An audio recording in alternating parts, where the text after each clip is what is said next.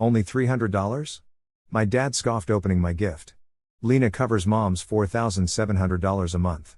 I smirked. Those payments came from my backup account. Then my sister threw a folder. We voted, you're out by Friday.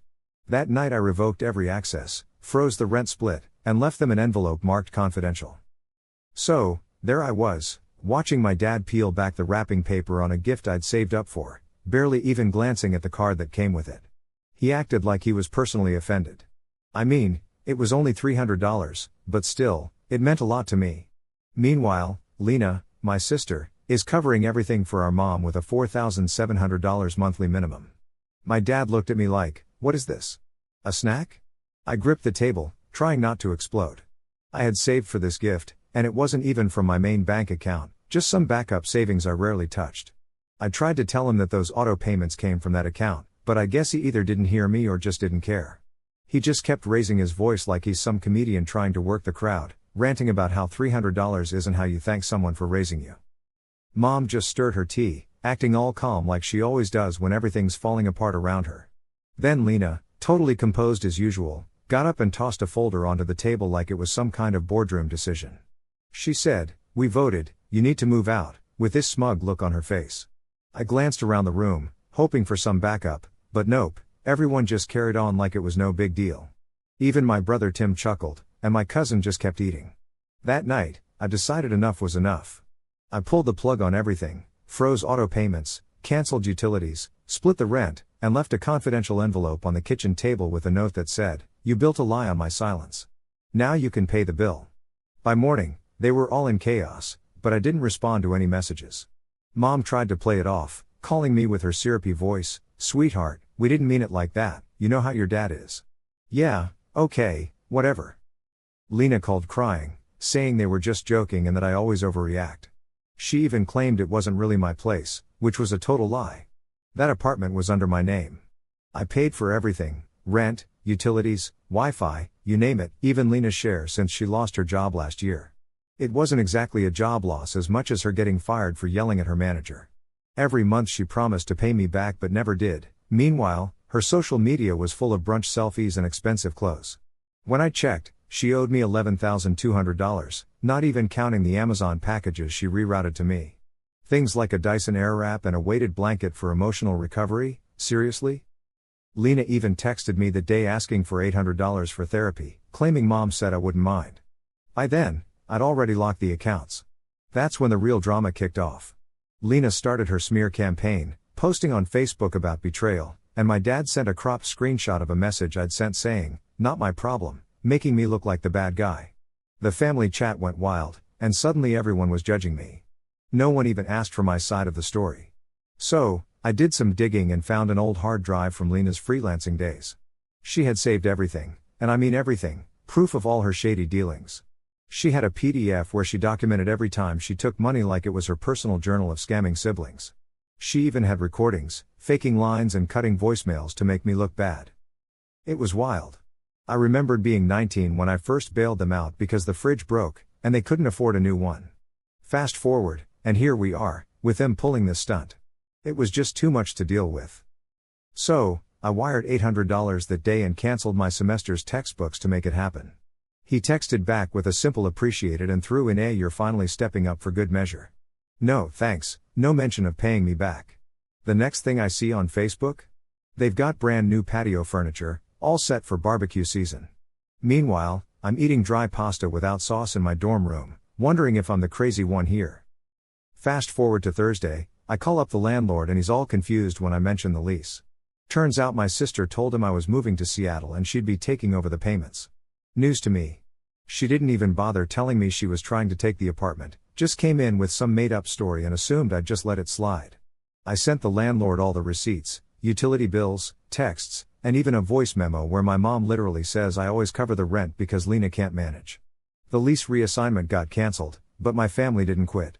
My dad took to Facebook, posting, "You give them everything and they still spit in your face #family doesn't quit," and then he texted me saying, "You're playing with fire. We made you who you are." And then, the real kicker, I found a loan agreement from 2022 that I never signed, with my social security number used as a cosigner for a $15,000 loan. When I confronted him back then, He said it was a mistake and promised to pay it off. Spoiler, he didn't. Now the interest is through the roof and the account's been flagged. I reached out to the loan company, filed some fraud documents, and got the account frozen. Then I pulled together everything, 3 years worth of financial evidence like rent payments, insurance, credit cards in my name, totaling over $71,000. I zipped it all up into a folder titled Confidential, the ledger, and dropped a copy at both my parents' places. No letter, no message, just the facts. If it's war they want, I'm finally ready. No more bluffing. Then there's the cafe. It still smells the same, cinnamon rolls, burnt espresso, and the clinking of a spoon on ceramic. Nothing's changed there, except me. I sat in the far corner, facing the door, in the same booth my mom and I used to sit in after school competitions when she still called me champ. She comes in, clutching her purse like it's her shield. She looks older, more worn. When she spots me, there's this flicker of something, guilt maybe. But she doesn't smile, just walks over and sits down. "You picked this place," I said flatly. "It was your favorite," she replied. Tried to make it seem like we could maybe talk. But I wasn't having it. She played with the sugar packets, looking for some motherly vibe, and started with, "I didn't know about everything." Yeah, right. I laid it all out, the loan, the emails, everything, and how they used my name to keep things rolling. Then, I slid over the folder titled Confidential, the ledger, the same one I gave Dad. Her denial lasted a whole 2 seconds. Then, the flash drive. "This has Lena's handiwork," I said, setting it on a napkin. "Have a listen to what your daughter made and your husband approved." She looked like she wanted to disappear. "This isn't revenge," I told her. "This is me finding closure." She tried to talk, but I stopped her. "No, I let you all talk for 30 years. Now you listen." Her mouth shut. "You guys decided to kick me out of the apartment I paid for. You told the landlord I was unstable and let them spread lies about me. All while diverting payments from my emergency fund." Her weak response was, "We were drowning." I called her out. "No, you were comfortable, thriving on my credit and my silence." Leaning in, I said quietly, "I'm done being silent." She shook her head, trying to defend my dad. He lost his pride, so he took mine instead. She stayed quiet. I continued, "When you sent that group text saying I snapped and threatened you, did you think I? If you haven't yet, please subscribe. And hit the notification bell to stay updated with more crazy real-life stories happening around you." You'd never find the screenshots. Lena literally labeled them family bait on her backup drive. She freaked out once she figured out I'd seen everything. "You still think I'm just gonna forgive you?" I asked her. "This isn't some movie, Mom. There's no soft piano music and teary hugs at the end." Then, I pulled out the last item I had, a clean, sealed envelope. It was a letter officially cutting off all financial support. Rent, insurance, phone bills, car loan, groceries, all of it. "You wouldn't," she said, but it felt more like she was begging than threatening. "Already did," I replied as I stood up. My chair didn't even make a sound. I looked at her, this woman who used to pack my school lunches and now helped her husband drain my savings. "You told everyone I turned my back on family," I said. "But I didn't. I turned my back on users." "Please," she whispered, "if we lose the apartment, we have nowhere else to go." I just said, "That's not my problem anymore," and leaned in for one final line. "This coffee is on me. Everything else? Never again." I walked out without looking back. Behind me, there was nothing but silence. By the time I left that cafe, I wasn't angry. I was just done. Done being their invisible provider, done feeling ashamed for something that wasn't my fault, done carrying a family that tossed me aside like I was the problem when I was actually their solution. That same night, I sat down in front of a camera in my new apartment, one no family member had ever seen. The walls were bare, except for a bookshelf and some folders labeled Confidential in the ledger, next to a steaming mug of coffee. "Some of you may have heard things about me lately," I started.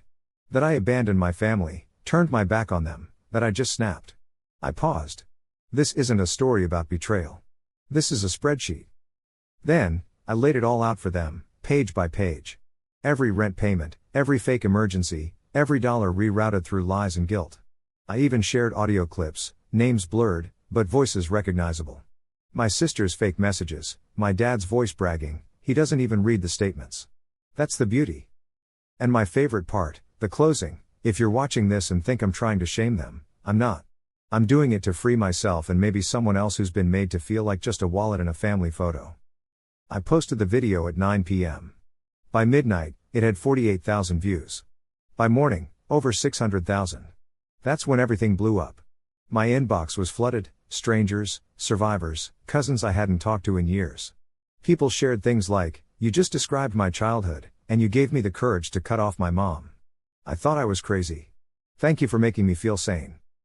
Therapists reshared it.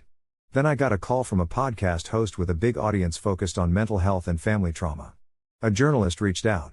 A lawyer, not even mine, offered to help me go after the fraudulent accounts.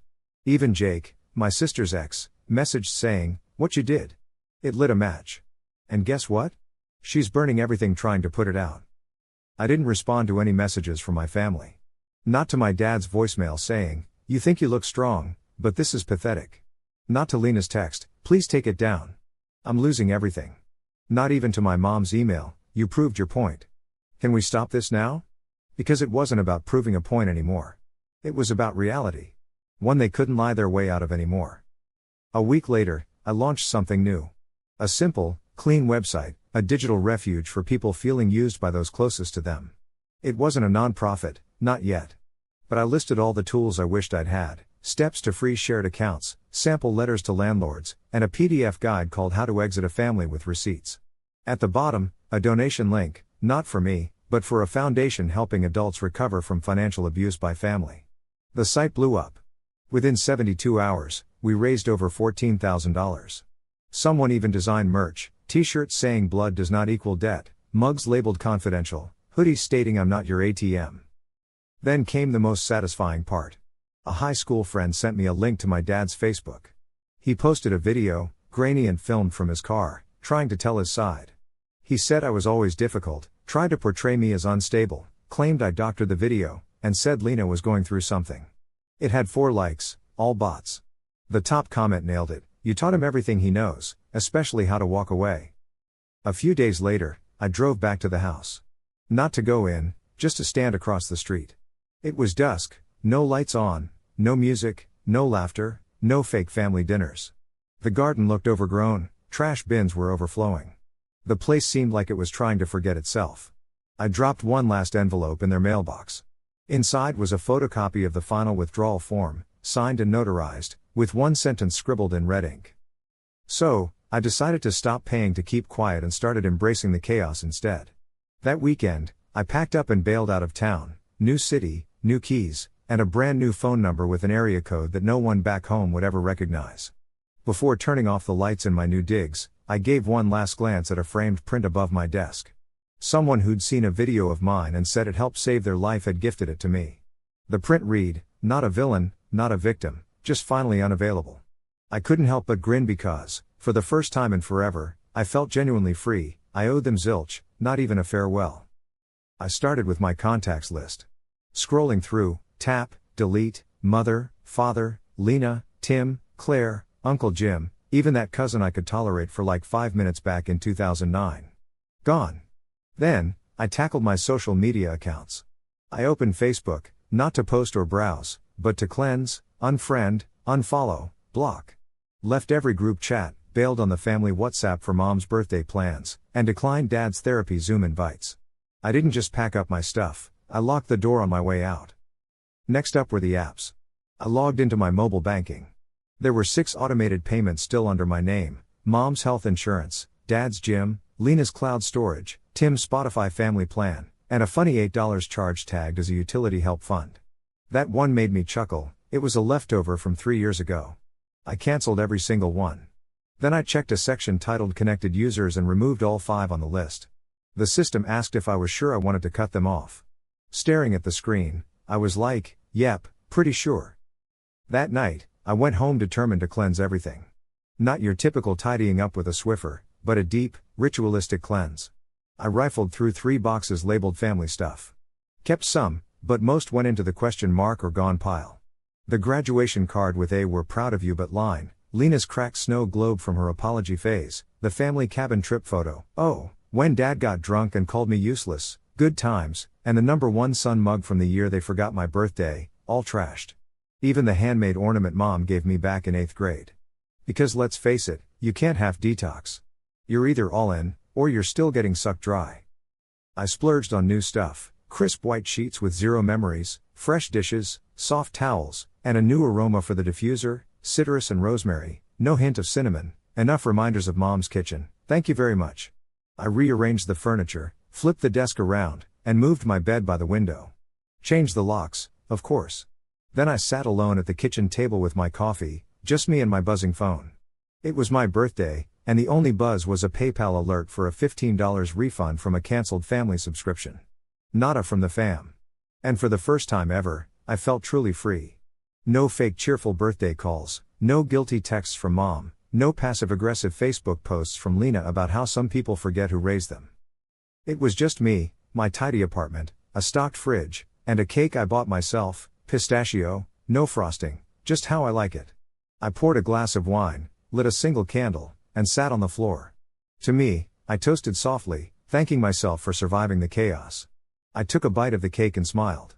This wasn't loneliness, it was a full-on detox. And finally, I could breathe.